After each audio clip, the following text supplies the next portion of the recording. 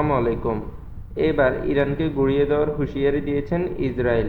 ইহুদিদের পররাষ্ট্রমন্ত্রী এ হুমকি দিয়েছেন। এতে নতুন করে ইরান-ইসরায়েল উত্তেজনা শুরুর আভাস মিলছে। জানা গেছে, মধ্যপ্রাচ্যে নিজেদের চরম শত্রু ইরানকে পুরোপুরি গুঁড়িয়ে দেওয়ার হুমকি দিয়েছেন ইসরায়েলের পররাষ্ট্রমন্ত্রী।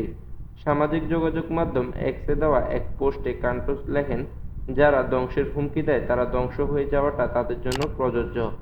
লেবাননের প্রতিরোধ যোদ্ধারা যদি ইসরায়েলে হামলা চালানো বন্ধ না করে এবং সীমান্ত থেকে সরে না যায়, তাহলে তাদের বিরুদ্ধে পূর্ণ শক্তি প্রয়োগের হুমকি দিয়েছেন ইসরায়েলের পররাষ্ট্রমন্ত্রী। জাতিসংঘে ইরানের মিশন শুক্রবার জানায়, ইসরায়েল যদি লেবাননে পূর্ণমাত্রার সামরিক আগ্রাসন শুরু করে, তাহলে মাটির সঙ্গে মিশিয়ে দেওয়ার এক যুদ্ধ হবে।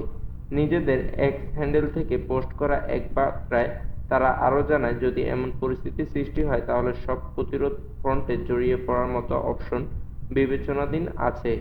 ইরানের এমন মন্তব্যের পরেই ইসরায়েলের পররাষ্ট্রমন্ত্রী এই প্রতিক্রিয়া দেখালেন।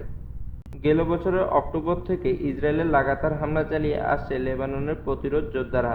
চলতি সপ্তাহে নেতানিয়াহু ও ইসরায়েলের প্রতিরক্ষা মন্ত্রী ইয়োব গ্যালান্টও জানিয়েছিলেন, তারা লেবাননের সঙ্গে চলমান সমস্যা কূটনৈতিকভাবে সমাধান করতে চান। লেবাননে ইসরায়েল হামলা করলে ইরানের পক্ষীরা পাল্টা পদক্ষেপ নিতে পারে, তাই পুরো মধ্যপ্রাচ্যে সংঘাত ছড়িয়ে পড়তে পারে বলে আশঙ্কা করা হচ্ছে। প্রায় 2 সপ্তাহ আগের কথা, ইসরায়েলের সেনাবাহিনীর গুরুত্বপূর্ণ একজন কর্মকর্তা সরাসরি স্বীকার করেন, তারা ফিলিস্তিনি যোদ্ধাদের বিরুদ্ধে জয়ী হতে পারবেন না। এ নিয়ে ব্যাপক আলোড়ন সৃষ্টি হলে বিবৃতি দেয় ইসরায়েলি সেনাবাহিনী। ইসরায়েলের প্রধানমন্ত্রী বিনিয়ামিন নেতানিয়াহু এমন দাবি নাকচ করে দেন। কিন্তু এরই মধ্যে লেবাননের প্রতিরোধ যোদ্ধাদের বিরুদ্ধে ইসরায়েলের যুদ্ধ প্রস্তুতির খবর সামনে আসে। নিজেদের লক্ষ্য পূরণে ব্যর্থ ইসরায়েলি বাহিনী আপাতত দৃষ্টিতে ইচ্ছাকৃতভাবে গাজা যুদ্ধ দীর্ঘায়িত করছে। এ যুদ্ধে যে জেতা সম্ভব নয় তা স্বীকার করে নিয়েছে ইসরায়েলি সেনাবাহিনীর শীর্ষ একজন কর্মকর্তা। কিন্তু নেতানিয়াহু ও মন্ত্রিসভা এমনটা মানতে রাজি নয়। তারা যুদ্ধ চালিয়ে যেতে চান। এরই মধ্যে লেবাননের প্রতিরোধ যোদ্ধাদের অব্যাহত আক্রমণে দিশেহারা নেতানিয়াহু। উপায়ন্তর না দেখে লেবাননে হামলা বড় বড় বুলি আওড়াচ্ছে তেল আবিব।